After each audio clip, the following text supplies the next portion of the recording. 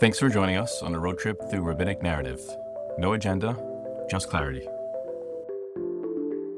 There's a really fascinating statement of the Gemara in Berachos on Daf Yud Gimel Amud Beis 13b that says the following: Sumchas Omer Kol Hamarif Be'echad Ma'arichin Lo Yamav Ushnosav. This is referring to the last word in the pasuk Shema Yisrael Hashem Elokeinu Hashem Echad. That whoever extends his pronunciation of the Dalid at the end of the word Echad, his days and years will be extended. So at first glance, the Gemara seems to be suggesting that there's a cause and effect relationship here between phonetically extending your pronunciation of the letter Dalid from the word Echad and meriting to live a longer life. But a couple of lines later, the Gemara continues with the following: Rabbi Yirmiyah have Yosef Kameh de Rav Chia bar Abba. Chazye de have Marif Tuva. So Rabbi Yirmiyah saw that Rabbi Chia bar Abba was saying it for too long. Amarle, even da am lichte lemala lamato la'avaruchos hashamayim tu lo tzrichos. So he instructed him that you should extend it just the amount of time that you can be cognizant that Hashem's malchus extends to the entire universe. We can see from here that the Gemara is shifting from a focus on the actual phonetic extension in time to something more conceptual.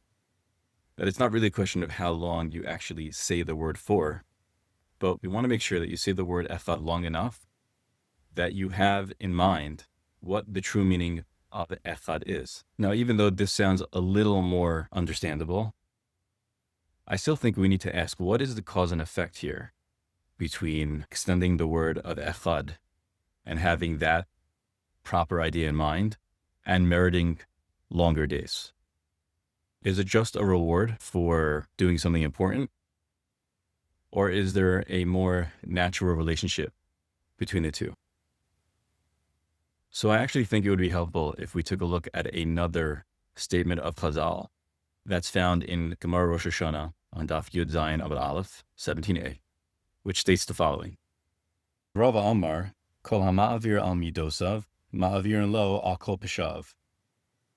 This statement seems to be using a linguistic parallel in order to express an idea that there's a reciprocity going on. If you are someone who is not so strict on how other people treat you, so Hashem will similarly not be so strict on some of the things that you may have done wrong towards him.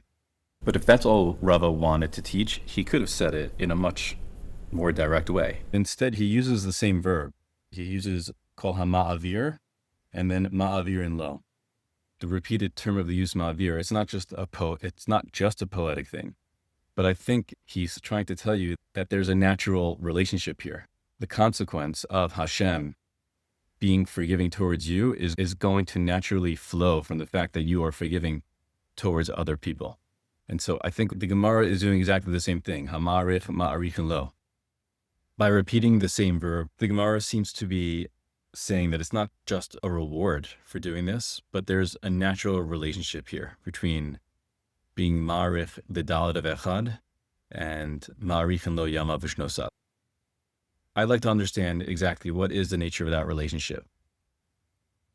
Before answering that, I think it's a fair question to ask: why is it that you don't see a statement like this by Tefillah, and you only see it by Kriyat Shema?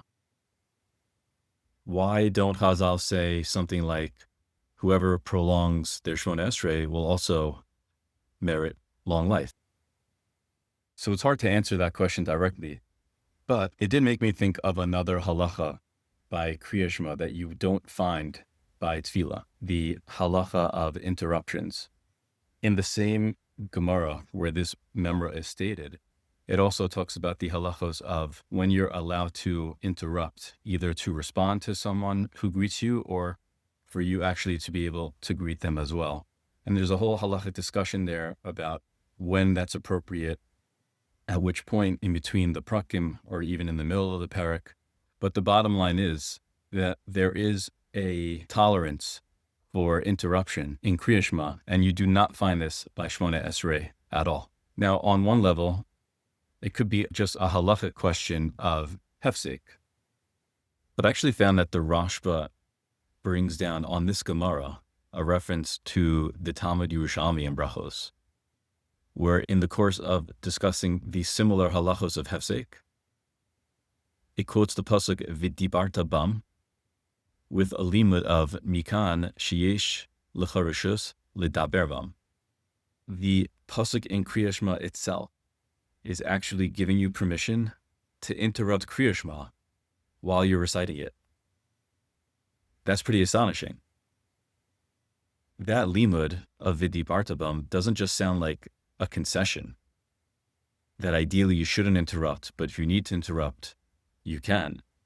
Instead, it seems to be deriving permission to interrupt from the very pasuk in Kriyat Shema itself, which to me is really interesting because it seems like the Yerushalmi is indicating that Kriyat Shema itself is very comfortable treating our normal interactions with others as something that can exist within the framework of Kriyat Shema. You would never see a halacha like this by Shemona Esrei. And I think the reason is because Kriyat Shema itself says, Uvelechtecha b'derech u'v'shach u'v'kamecha. Kriyat Shema is really intended to be woven into ordinary life. You actually engage in Kriyat Shema as part of your routine. And that's very different than Shemona Esrei. In Shemona Esrei, you need to remove yourself from what you're involved in and refocus on the concept of Amidah Lefnei Hashem so that you can engage in tefillah. Unlike Kriyat Shema, which is something that you actually can do literally while you're walking on the road. And so I think this will allow us to appreciate the original statement of the Gemara. When we go ahead and make the statement of Shema Yisrael Hashem Elokeinu Hashem Echad, and then we're prolonging the word Echad, I think it's really prolonging the statement of Shema Yisrael. We are prolonging the statement so that we make sure that we can expand the awareness. And if that's the case, so now the cause and effect becomes very clear and very natural. Hamarich medalit shel echad, one who extends the awareness of what Shema is, the awareness of Hashem's unity, ma'arichin lo yamav ushnosav.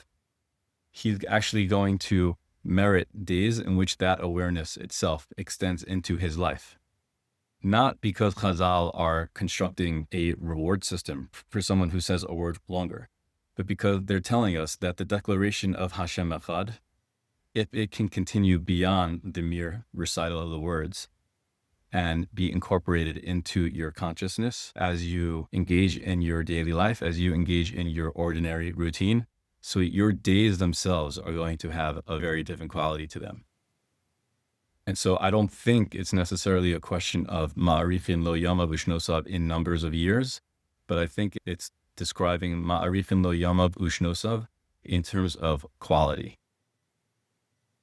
And as a final thought, I always wondered, why is it that Chazal describe Shema as Kabbalas Ol Malchus Shemayim as opposed to Kabbalas Malchus Shemayim?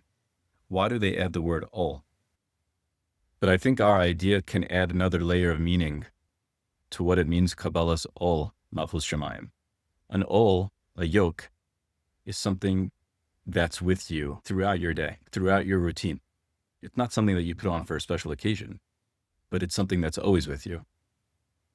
And so I think that Chazal are indicating that the Kabbalah itself is not just something we think about for a moment in time, but it's something that we carry with us throughout the day.